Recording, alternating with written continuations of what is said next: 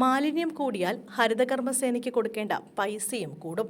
അജൈവ മാലിന്യം ശേഖരിക്കുന്നതിന് ഹരിതകർമ്മസേനയ്ക്ക് കൂടുതൽ യൂസർ ഫീ ഈടാക്കുമെന്ന് വ്യക്തമാക്കി തദ്ദേശ വകുപ്പ് മാർഗരേഖ പുറത്തിറക്കി.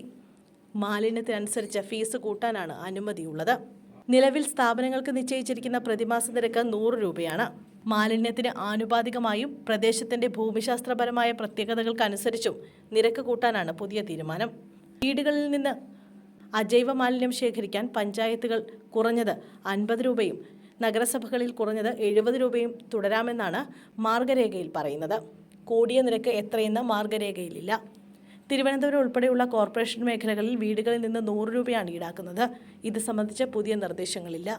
നിശ്ചയിക്കുന്ന നിരക്ക് തദ്ദേശ സ്ഥാപന ഭരണസമിതി തീരുമാനമെടുത്ത് പ്രസിദ്ധീകരിക്കണം.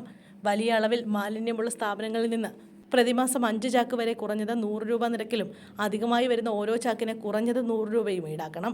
യൂസർ ഫീ നൽകാത്ത കെട്ടിട ഉടമകളിൽ നിന്ന് കുടിശ്ശിക, വസ്തുനികുതി പോലെ തദ്ദേശ സ്ഥാപന സെക്രട്ടറി ഈടാക്കി തൊട്ടടുത്ത മാസം ഹരിതകർമ്മസേന കൺസോർഷ്യം അക്കൗണ്ടിലേക്ക് കൈമാറണം.